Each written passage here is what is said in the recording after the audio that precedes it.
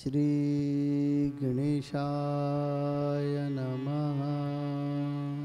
श्री सरस्वते नमः। श्री गुरुभ्यो नमः। जगद्गुरु नरेंद्राचार्य महाराज की जय। सद्गुरु काडसिद्धेश्वर महाराज की जय। संत शिरोमणी गजानन महाराज की जय। आद्य जगद्गुरु रामानंदाचार्य महाराज की जय। सियावल्लभ रामचंद्र की जय। गुरुर्ब्रह्मा गुरुर्विष्णू गुरुर्देवो महेश्वरा गुरुर्साक्षात् परब्रह्म तस्मै श्री गुरवे नमः। सार्थ श्रीमद्दासबोध दशक 11वा समास पहिला सिद्धांत निरूपण। श्रीराम आकाशापासून वायू होतो, हा तो प्रत्यय येतो, वायूपासून अग्नी जोतो सावध ऐका। वायूची कठीण घिसणी तेथे निर्माण झाला वन्ही, मंद वायू शीतळ पाणी तेथून झाले। आपापासून झाली पृथ्वी ते नाना बीजरूप जाणावी। बीजापासून उत्पत्ती व्हावी हा स्वभावची आहे। मुळी सृष्टी कल्पनेची, कल्पना आहे मुळींची। जयेपासून देवत्रयाची काया झाली। निश्चळामध्ये चंचळ तेची कल्पना केवळ। अष्टदा प्रकृतीचे मूळ कल्पना रूप। कल्पना तेची अष्टदा प्रकृती, अष्टदा तेची कल्पना मूर्ती। मूळाग्रापासून उत्पत्ती अष्टधा जाणावी। पुंडलीक वरदे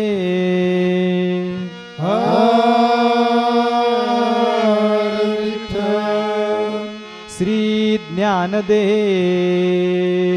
तुकाराम पंढरीनाथ महाराज की जय।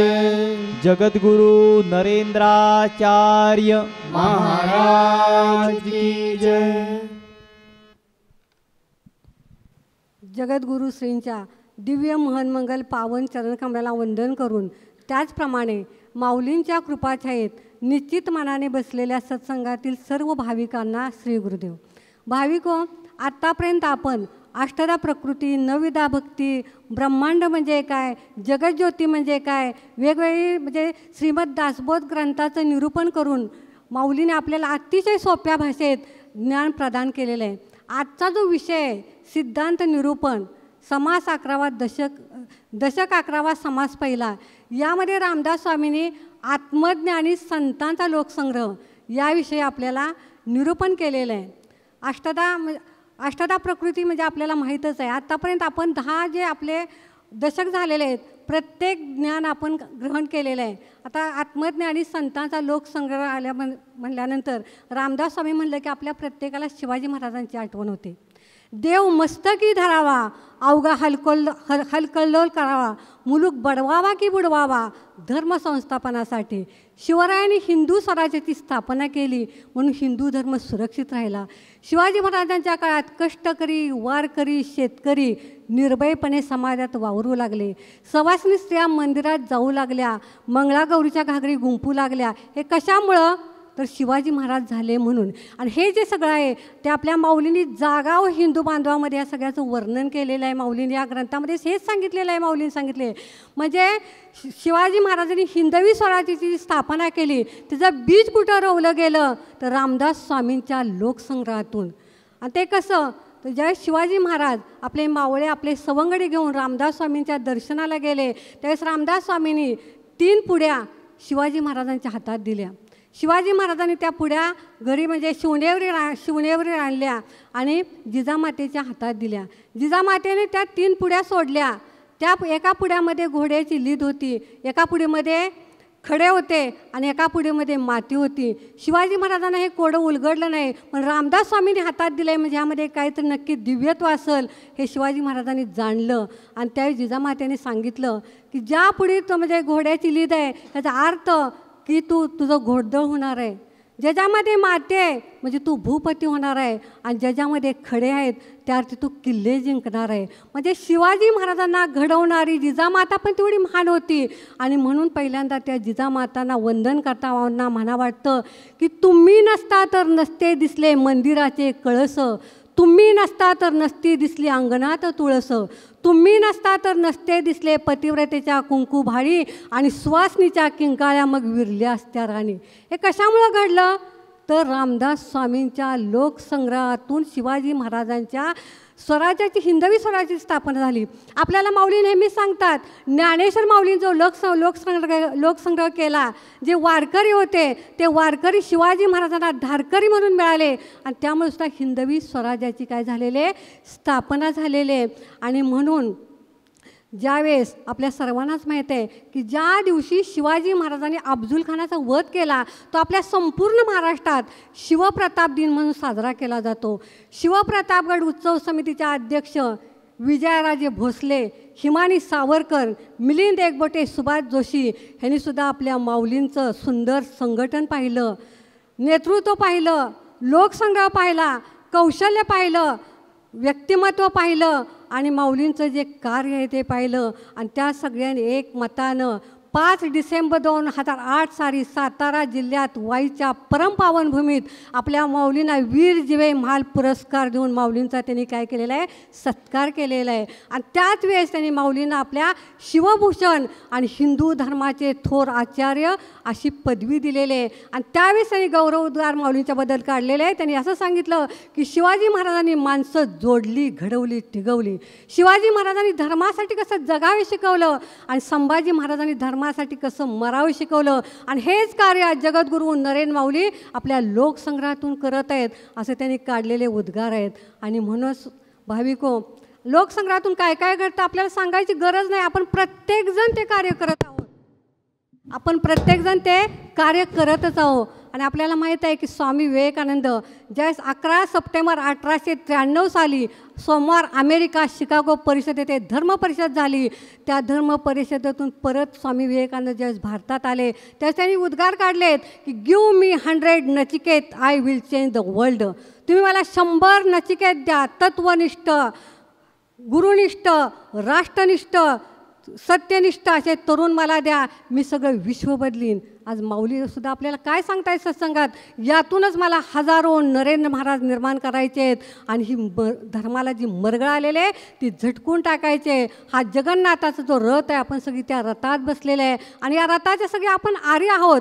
आरी जर वेगानं फिरली आरीनं जर वेगानं कार्य केलं तर चाकाला गती येणार आहे आणि चाकाला गती आल्यानंतर हा जो जगन्नाथाचा रथ आहे ज्याच्यावर आपल्या माऊली स्वार झालेले आहेत असा रथ विश्वात डौलाने शांती प्रस्थापित करण्यासाठी धाव घेणार आहे. आणि म्हणून यासाठी आपल्याजवळ काय पाहिजे आपल्या माऊलींसुद्धा माहीत आहे, हिंदू संग्राम सेना. माऊली सांगतायत उगवत्या तरुण पिढीवर माझा विश्वास आहे, यातूनच माझे तरुण कार्यकर्ते निर्माण होतील आणि सिंहासारखा पराक्रम करून अखिल विश्वाला एखाद्या लाटेप्रमाणे व्यापून टाकतील. आणि यासाठी आपल्या प्रत्येकाजवळ काय हवं आहे, विचारशील बुद्धी, क्रियाशील हात, भावनाशील हृदय. आणि ते माऊली आपल्याला प्रत्येक आठवड्यात हाच बोध देत आहे सत्संगाच्या माध्यमातून. हेच आपल्याला करायला शिकवत आहेत. आणि ज्या स्वामी विवेकानंद भारतात परत आले त्यावेळेस त्यांनी अनेक उद्गार काढलेत. त्या उद्गारात स्वामी विवेकानंद म्हणलेत की भारतातील महिला ज्यावेळेस आध्यात्मिक क्षेत्रात भगिनी निवेदिता बनतील त्यावेळेस भारताची शान वाढेल. आज आपल्या माऊलींनी तेच व्यासपीठ आपल्याला उपलब्ध करून दिलेलं आहे. आज आपले सत्संग अमेरिकेत चाललेले आहेत. म्हणजे आपण बोध घ्यायचा आहे की माऊलींनी आपल्याला कुठंपर्यंत नेलेलं आहे. माऊलींच्या गुरुआज्ञेचं जो पालन करतो, ज्याला गुरुनिष्ठा कळाल्या, गुरु कार्याची त्याला तळमळ आहे, जो गुरु कार्याला झोकून देतो असा शिष्य माऊलींच्या हृदयातला ताईत बनत असतो. आणि म्हणून आपण प्रत्येकानं काय करायचं आहे, गुरु आज्ञेचं तंतोतंत पालन करायला शिकलं पाहिजे. दुसरं म्हणजे गजानन महाराज माऊली म्हणतात नेहमी, गजानना तुझ्या आम्ही पायातील वाहन, याचक तुझे आम्ही द्यावे समाधान. नरेंद्र म्हणे केला सिद्ध, गुरुने माझ्या काळ सिद्ध. अशी माऊलींची आपल्या गुरुवर निष्ठा आहे. अशी निष्ठा आपल्यामध्ये आली पाहिजे. आणि ज्यावेळेस गजानन महाराजांचा जो लोकसंग्रह होता, जो भक्तगण होता, त्यावेळेस 1830 साली अकोला वराड प्रांतात लोकमान्य टिळकांची सभा होती. आणि त्या सभेत अक्षय तृतीया होता, शिवजयंती होती. आणि त्या सभेला गजानन महाराजसुद्धा उपस्थित होते. आपल्या सर्वांनाच माहीत आहे. आणि उपस्थित होते. आणि त्यावेळेस गजानन महाराज लोकमान्य टिळक अतिशय आवेशाने बोलले. शिवाजी महाराजांच्यावर त्यांनी गौरवोद्गार काढले. शिवाजी महाराज हा महाराष्ट्राचा कलिज आहे, असा परत नेतृत्व झालं पाहिजे. आणि आवेशाने बोलत असताना गजानन महाराज म्हणले, असं बोलू नका, अशानं काढण्या पडतील दोन्ही दंडाप्रत, म्हणजे बेड्या पडतील. कारण त्यावेळेस ब्रिटिशाचं राज्य होतं. पण टिळकांना राष्ट्रभक्तीचं प्रेम होतं. ते अगदी पोटतिडकीनं आपल्या म्हणजे समाजाला सांगत होते. आणि त्यावेळेस मग लोकमान्य टिळकांना अटक झालेले आपल्या सर्वांना माहीत आहे. आणि लोकमान्य टिळकाचे स्नेही कोल्हटकर आणि गजानन महाराजांचे पण ते भक्त होते. लोकमान्य टिळकांची सुटका व्हावी म्हणते शेगावला 3 दिवस जाऊन राहिले.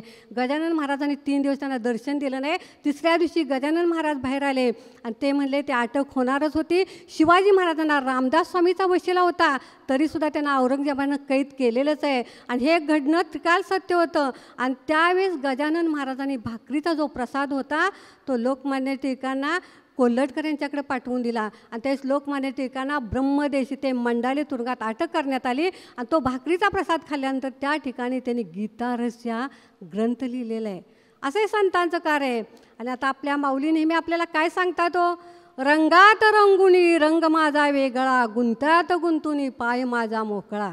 मी सगळ्यात आहे पण सगळ्यात नाही. म्हणजे काय तर रामदास स्वामी सिद्धांत निरूपणमध्ये सांगतायत की आपल्या ब्रह्मस्थितीला कोणत्याही तऱ्हेचा धक्का न लावता सद्गुरू आपलं कार्य अगदी शांततेनं करत असतात. जसं आपण सामान्य माणसं प्रपंचात अडकतो, प्रपंच अगदी सहजतेने करत असतो, तसे सद्गुरू हा प्रपंच परमार्थाचा जो प्रपंच आहे तो अगदी नेटानं अगदी सुरळीतपणे करत असतात. आणि रामकृष्ण परमहंस म्हणतायत की ज्यावेळेस कमल फुलतं त्यास भुंग्यांना आमंत्रण द्यायची गरजच लागत नाही. ज्यावेळेस साखर ठेवतो त्यास मुंग्यांना बोलवायला लागत नाही, ते आपल्या मनानं येतं. कमल म्हणल्यानंतर एक आठवण झाली, इथं राजकारणाचा विषय नाही, पण आपल्याला प्रत्येकाला माहीत आहे की ज्यावेळेस प्रभू रामचंद्र होते त्यावेळेस वशिष्ठ होते, भगवान श्रीकृष्ण होते त्यावेळेस सांदीपनी होते, अंगिरस होते, शिवाजी महाराजांचा राज्याभिषेक झाला त्यावेळेस गागाभट्ट होते. आणि त्याच प्रमाणात आपल्या महाराष्ट्राचा ज्यावेळेस राज्याभिषेक झाला त्यावेळेस आपल्या माऊली हजर होत्या. कुठला पंथ कुठला पक्षाचं आपलं देणं घेणं नाही, आम्हाला त्या राज्याभिषेकच्या सोहळ्यात महाराष्ट्राच्या माऊली दिसल्या, हाच आमचा मोठा आनंद आहे. आपण सगळ्यांनीच पाहिलेलं आहे राज्याभिषेकमध्ये माऊली दिसल्याबरोबर जो प्रत्येकाला आनंद झाला, माझी माऊली. आपल्याला जो आनंद आहे तो आनंद वेगळा आहे. आणि म्हणून सांगितलं स्वामी विवेकानंद एका ठिकाणी म्हणतायत, अंतरी म्हणले मी जरी सद्गुरू माझा, तरी तो नव्हे माझाची भला, तो सर्व देवादिकांचा झाला कल्याणकारी, त्यास नाही पंत पक्ष, सर्व देशी सर्व साक्ष, सर्व देवादिकांचा अध्यक्ष सद्गुरू माझा.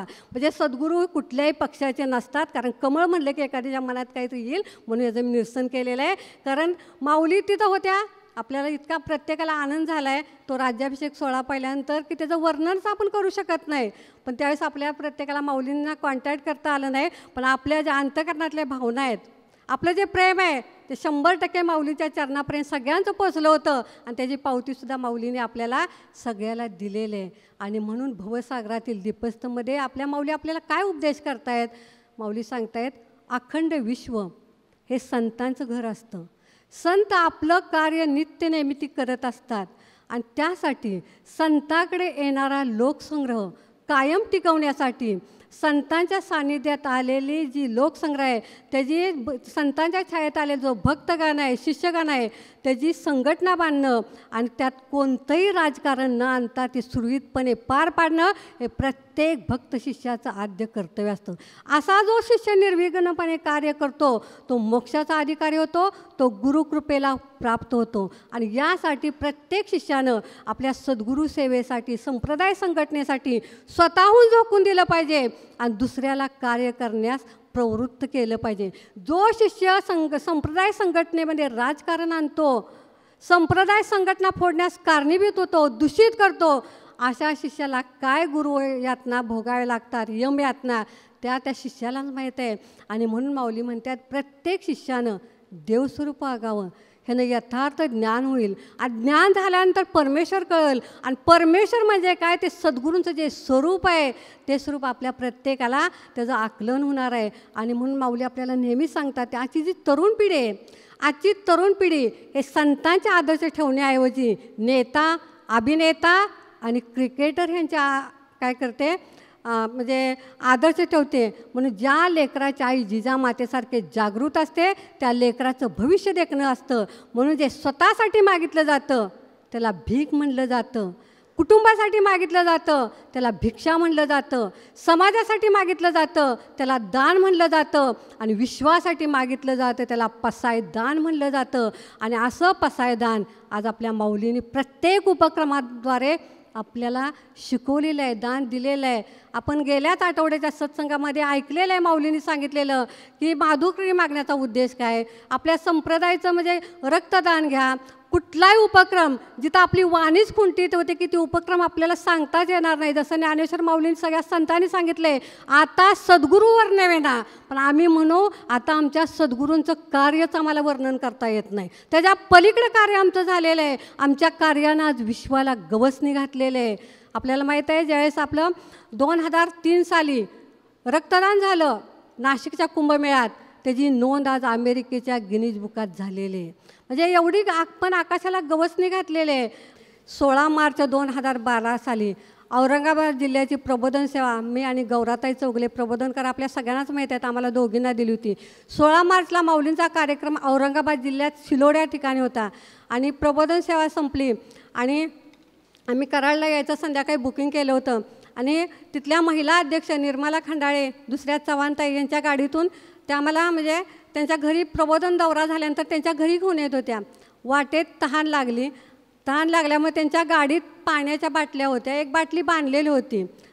आणि मी नेहमी पाणी गौराताई मला देतात म्हणजे माझ्या काय काय गोष्टी लक्षात राहत नाही, पायानं मला उठता बसता येत नाहीत, म्हणून गौराताईंनी माऊलींच्या कृपेने मला अतिशय सहकार्य केलेलं आहे प्रबोधन सेवेत. कारण जाईल तिकडे त्या बरोबर असतात, मला नीट चालता येत नाही, बसता येत नाही, उठता येत नाही. आज जी माझ्या माऊलींची कृपा आहे, पण बाकीचं जे आहे त्यांच्या सेवेमुळे मी इथंपर्यंत आज माऊलींच्या सेवेत तत्पर आहे. तर गौराताईंच्याकडनं पाणी मागितलं नाही, पाण्याची बाटली एक होती, ती पाण्याची बाटली सोडली आणि ते पाणी पिलं. त्या पाण्यामध्ये ॲसिडचा अंश होता, कसलं डिस्ट्रीब्युटर का कसलं माऊली वाटर, ते वाटर होतं. ते पाणी माझ्या तोंडात 2 मिनटं होतं. ते तोंड भाजलं, कानातून तोंडातून वाफा निघाल्या, ते पाणी माझ्या कपड्यावर पडलं, माझी साडी जळली, पेटुकट जळा. गौराताईंची गुलाबी पिशवी होती, ती पिशवी जळून खाक झाली. तिथून आम्ही शेगाव म्हणजे गजानन महाराजांचं मंदिर आहे तिथं चव्हाणताई त्यांच्या घरी जाऊन कपडे बदलली, दुसरी कपडे घातली, तीसुद्धा माझी जळून खाक झाली, कारण मांड्यानं सगळ्या जखमा झाल्या होत्या.